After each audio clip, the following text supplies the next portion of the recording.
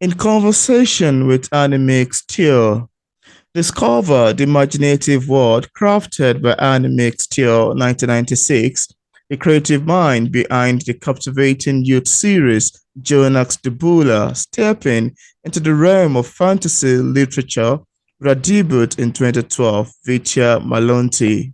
She enchanted readers with a standalone prologue that laid the groundwork for epic series, not only capturing the art of readers in a native Dutch, but an enchanting tale also crossed cultural borders, finding a home in Chinese translation by Broad Think Tank in 2019. Currently, Annemiek delves deeper into a fantastical universe, weaving the intricate thread of the fourth installment of Eiftrinee Forbidden Books and the Heath.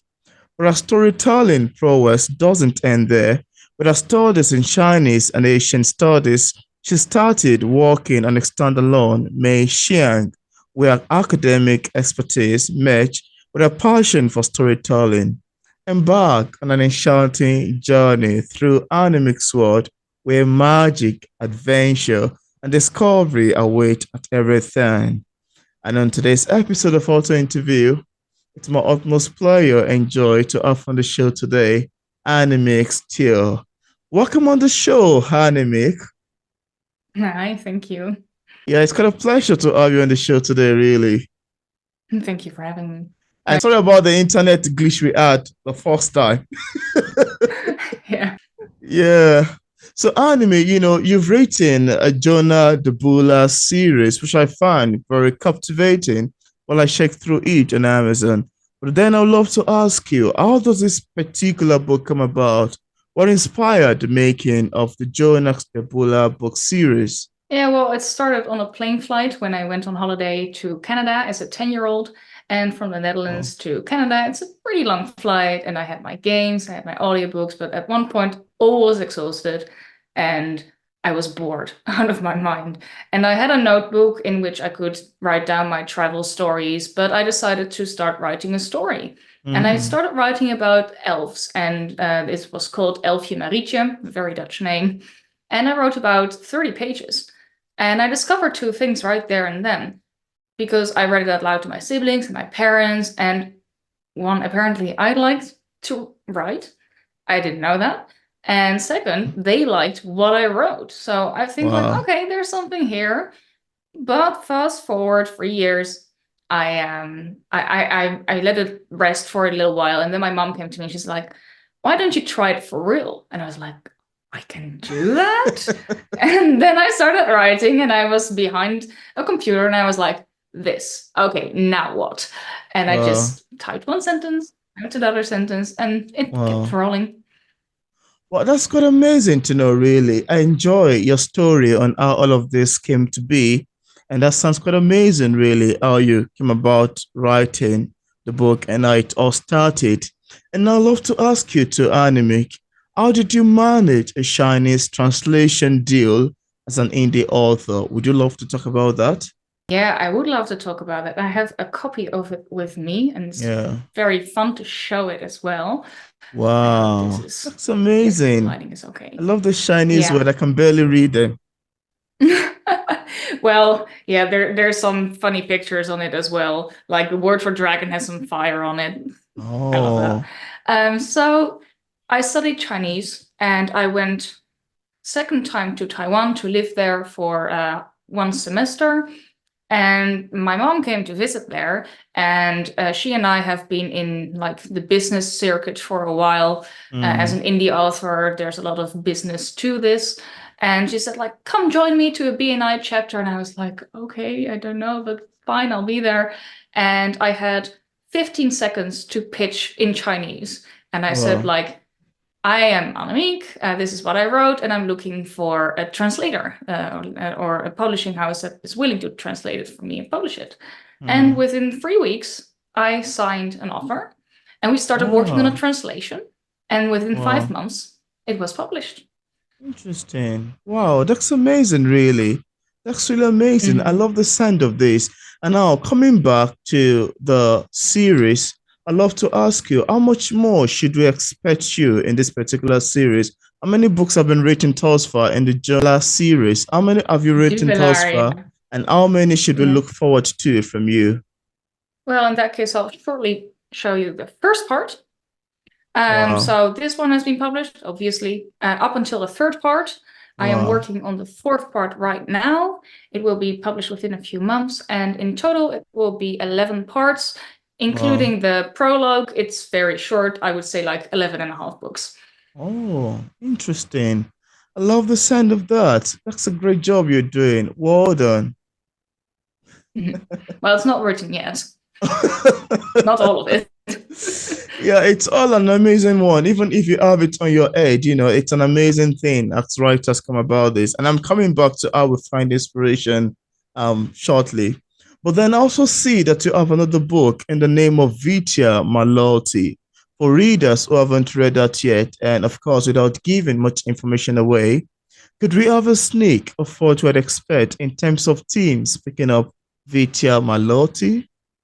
Yeah, sure. This is the first book I've published, actually. I published it at age 15, and Wow. it's kind of opposite to my series because my series is very much the hero's journey, and Oh, it has been done, and I give my own twist about it, but it's been done.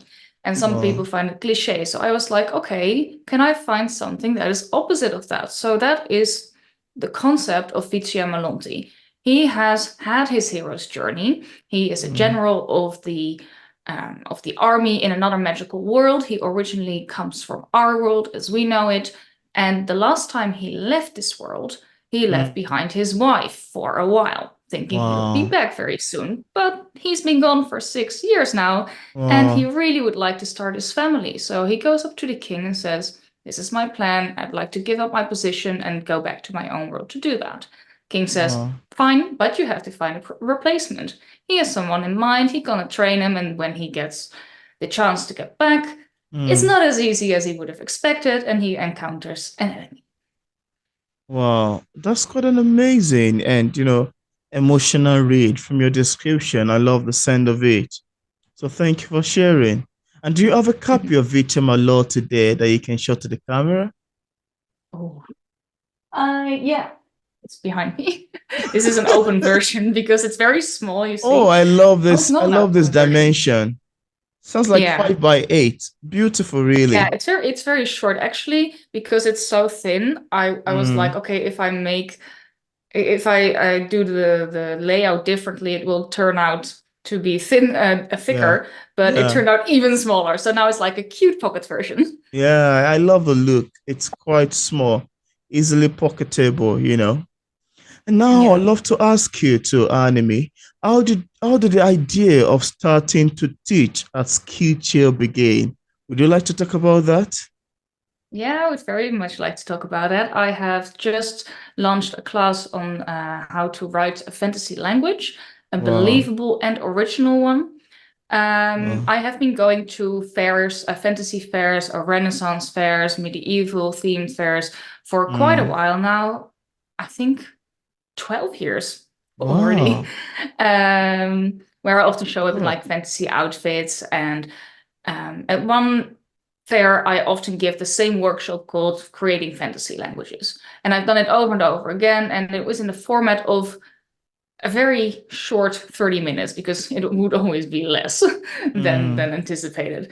And even though I really liked doing it, I got good at telling it, doing the workshop. I thought it was very limited what I can give to other people. And I was like, there's so much more information I want to give. So Mm. last summer, I saw I could apply to the teachers program for Skillshare, international Wow. platform for teachers of all kinds of things like learning languages or learning IT and how to program and business, marketing, everything is there. Yeah. And I thought like, I'll never get on there. I had a very bad video quality, but the way I Wow. spoke was convincing. So they accepted Mm. me and I started working on this program and I learned a lot and I can also give a lot in this way. Wow. I love the excitement talking about this.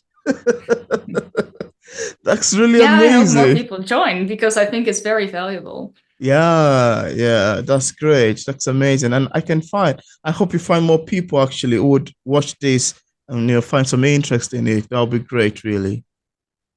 Yeah, because creating a language can be hard, and it can be also seem very boring because I do think fundamentally you have to get into grammar, and not everyone is good at that. It doesn't always Yeah, come it's naturally, true. but I break everything down in very small steps and hopefully make it fun as well because in the end it's a fantasy language. How can it not be fun? It's Yeah, fantasy. true. Thank you, Annemiek. I love the sound of this. And now let's talk about inspiration and ideas. I've always been surprised and, very, very surprised about how authors, especially novelists like yourself, can sit down to craft long sentences that make, paragraph, that make pages, that make chapters, and eventually an amazing novel. This sometimes make me thinking about how exactly did they get the ideas and inspiration? How did somebody just sit there and craft all of these things? Where exactly are these words coming from? And now, as far as writing is concerned, I would love to ask you too. How do you get your inspirations and ideas? Where do they come from? Yeah, this is a very interesting question because I think for every author, this is so different. But Yeah, I'll share how it works for me. In the yeah. beginning, as I said, I just sat behind a laptop or a computer and I started writing one sentence, the next sentence.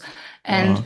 when I create one sentence or Yeah, think about one concept in my mind, I don't even have to be writing. You can be writing in your head everywhere, yeah, basically. absolutely. Um, one thought just leads to the other and to the other. Mm, And it goes so quickly. It's almost exponential for me. So I have to pick and mm, choose like, okay, this is a good idea and this one we're going to leave behind.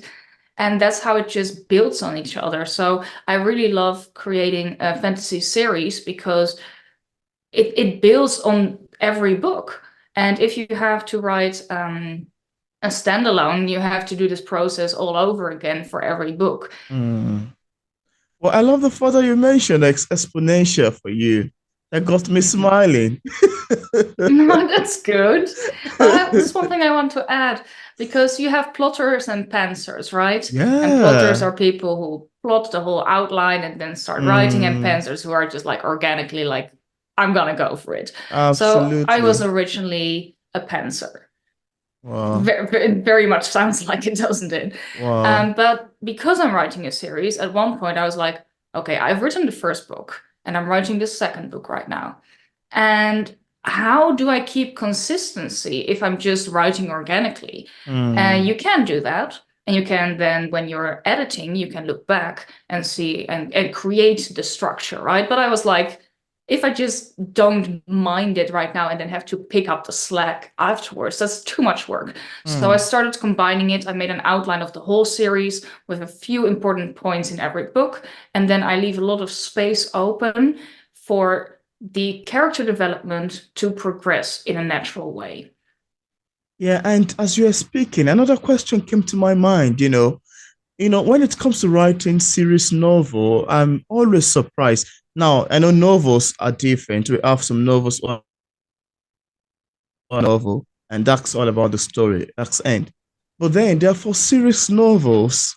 I don't know how series novel writers can keep consistency in terms of plot twists, in terms of characterization, especially characterization. Because at one point in the beginning chapter of the book, or in the first series, so characters emerge. This is where the story stopped, and you continue to the next book, and the whole story continues, and to the third book, to the fourth one. How exactly did they do it that they're not missing anything from the first to the second to the third? Because if I be the one, I must have mixed something somewhere. That My happens for husband he sure mixed with a particular everyone. plot. I said, "Oh, this I've mixed it," and I come to chapter four, I'm like, and he read another spot. I said, "Oh, I think you missed something." I'm like, "Oh, really?" But I've never imagined that. I've never experienced that with series writers. Would you like to talk about that? Yeah, sure. There's two things I would like to take apart here Yeah. because at one point you kind of mentioned the character development, and then the other part, the consistency of the book and the plot. So for one, you have an overarching plot. So from A to Hmm. B, that's a plot. That is the plot which you are unfolding. And then you have subplots. So you need to make each book interesting. So there is Hmm. a balance which you'll have to find and discover for yourself. Unfortunately, I Mm, can't just tell you what to do. mm, But there needs to be a balance between working on the overarching plot and ending some of the subplots. But you can have a subplot that is spread out over three parts, and then it will be end, and then you will start a new subplot, or they can like be intertwine. parallel to each other, and then Yeah. start in the second and end in the fourth. So something needs to keep going, and some things Mm, need to be like tied together, loose ends. So if absolutely. there's a balance between that, I think you can do that very well. When it comes to character development, the most compelling books are where the character grows. So it can't Mm, be the same all the time, because then it will be a very mm, flat character. But there can be yeah. characteristics. Wow, what a word in English. Personality traits, let's say that, which are very consistent for a certain character. You can't just change your personality. And maybe the character has exhibited some growth over time, but then he has a relapse because he just is the way he is. So you can play with things like that. Well, amazing. As you're speaking, I'm taking some notes here. I would love to get back to later on. Yeah, I took 2 points Yeah, actually. I'd love to get back to, and I will seek another person's opinion as we're speaking. That came to my mind. Yeah, so thank you. sure.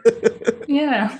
Thank you. This Now, is how inspiration is created, right? absolutely. Yeah, and that's one of the beauty of being a writer, and that's one of the beauty of being a creative writer. Because all of this normally, I know it's not an easy job, and that's one of the reasons why I think that writers need to be praised more for their works. Honestly, Well, that's kind. Yeah, it makes yeah. me think of another thing. How to find inspiration is like find a group of people within your genre and Mm, discuss, be mm, creative, explore concepts. absolutely. That's great. Thank you, Annemiek. This was quite lovely, and I can go on and on. That's beautiful. I love your take on them. Yeah. Now, apart from the Jonas Dubelaar series and Vitya Malonti, do you have any other works you've authored or say currently working on? Yes, I'm currently working on Mei Ch'iang, which is a mixture between the fantasy series that I'm writing, or well, like the genre which I'm writing and familiar with, which I love, Yeah. and my passion for China studies, which was my bachelor, and then I went on to do Asian studies as my master's degree. And I just wanted to combine that knowledge, because at one point I did a minor, which is called like bookstores and book history in the Netherlands, and I wanted to combine my practical knowledge with theoretical one. Mm, And I was like, I just want to do something with China and books. And when Corona hit, like the pandemic, I was I observed that China was put in a very negative daylight, and I was like, I just want to move away from the politics and just delve into the culture, because objectively there is a very rich history, very rich culture to be mm, explored. And in the Netherlands, most people maybe know Mao Zedong and maybe know how to say ni hao without tones, because actually it would wow. be ni hao. And I just want to create a standalone book Mm, with this to inspire some research. So I will give a few snippets, and if you think it's interesting, you can go on to explore it yourself. That is the idea mm. for the reader. Wow, that's great. That's lovely. And I love the sound of it. Thank you for sharing. Now, Annemiek, could you tell us what publishing is like for a published author like yourself? Are there any challenges you've encountered in the process of writing your books and also ever since you got published? It's one journey of challenges, but that's how you grow, just like a character in a book. Where to start? When I first published, I was 15. So the way it Wow. works in the Netherlands, if you want to start your own company, you need your parents' permission because you're still a Wow. minor. So that's what they did. They supported me with that. Wow. Um, and they also funded the first few copies. It was like 20. Wow. And when I went on to university, I moved out of my parental home, and I decided to take everything into my own hands. I was like, I'm going to change the cover, I'm going to republish it, I'm going to do everything myself. Mm. And at that time, I was in a club, like a writing club near the university, and there was one publisher Wow. and a few other writers.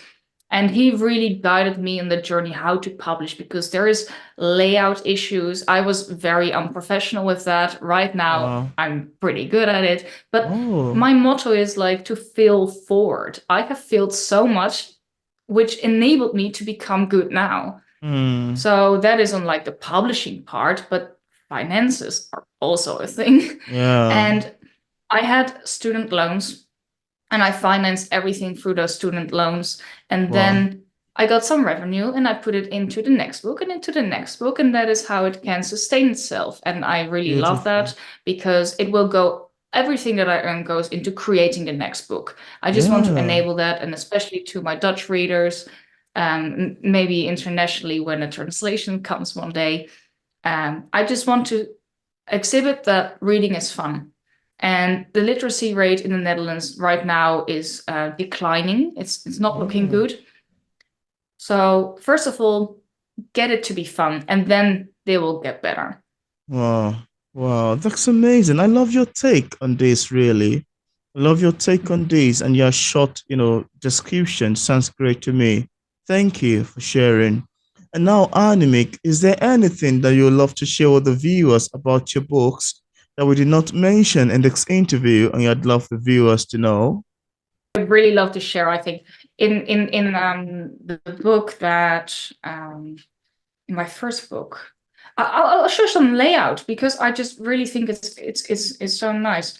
Because I have like at the start of it, I don't know if it's visible. At the start of a Mm. chapter, you have like ornamentation, and it kind of looks like a lightning flash, because my character is traveling through time and space. So the person who did the layout for me really captured this well. I didn't know beforehand. She showed this to me, and I'm like, Wow. you got it exactly right. So I love that Wow. little thing about this. And I have created fantasy language, which is why I created the course on Skillshare. Yeah. And Yeah. at the back of the book, I have a list of that, of everything that is in the book. And I'll show a little bit about it, like here. Yeah. So there's a Yeah. word list What in in that. this? Yeah, a glossary basically. And at the beginning, I just love this as well, is a fantasy map. Bring back the Wow. fantasy maps in Beautiful. fantasy, because there's too little. And in this corner, you have a part where you can read it in like normal alphabet. But if you Wow. can see it on the map, I have an alphabet in the other language. So this Wow. is one way in which I could convey the actual language in that world. And it's also on the watch here on the cover.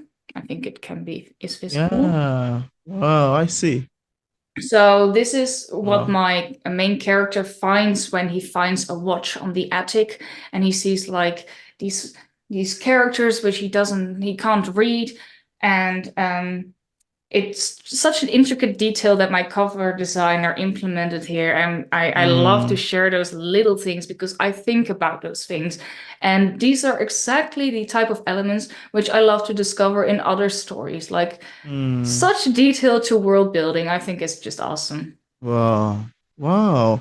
I love this actually. And thank you so much for sharing these things about your book. And I love the incorporation of the map and the word list too. Sounds like a great concept. That's really Yeah, amazing. actually, I drew the original myself, and Wow. then I asked that publisher, which I was in a writing club with. He perfected it, because he doesn't only publish, but he's also like a professional drawer. Wow. So he enhanced my map. So it was a Wow. great collaboration. And for the next part in the series, I will go back to him and ask if he can alter it, because I have now some new city names. Wow, that's beautiful, really. That's amazing. You guys sound like a great team at putting books together. Beautiful, beautiful Mhm. enough. Yeah. So now, as a published author, what sort of advice do you have for other writers who are still struggling with writing and publishing a book, especially in your genre? My advice for writers would be something I mentioned earlier: fail forward. Just do. This is such a trait which you could just try and exercise and refine through the process. Another Mm. thing I discovered pretty early on is I had a writing coach, and she told me like the reader isn't stupid because I did a lot of I said a lot about the same thing and then I repeated it and she's like, you don't have to do that. They remember.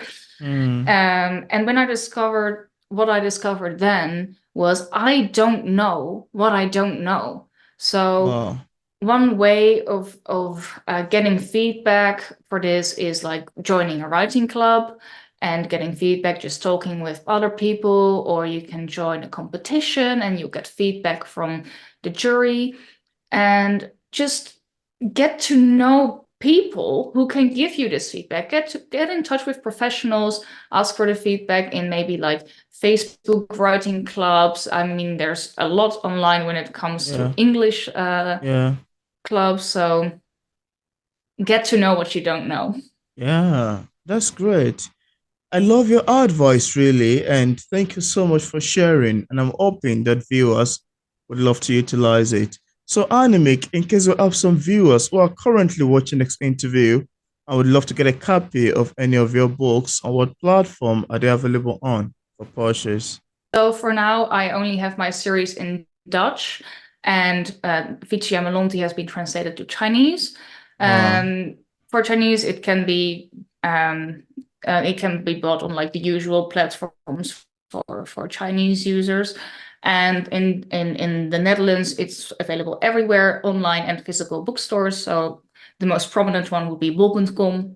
And you can always walk into a bookstore and ask for it. And also I have my own website. And if you decide to buy it there, I can manually give my signature to it. And I love to make it a little gift and wrap it in paper. Amazing. Amazing. I love the sound of that. And I left a link in the discussion part of this interview where interested viewers can get a copy of Annemiek Steur's books directly on the mentioned website. So thank you so much, Annemiek, for accepting the invitation to be featured on P English Literature. It's awesome having this conversation with you. Yeah, I really enjoyed it. Thank you for having me on. Absolutely. It's my pleasure. This was fun.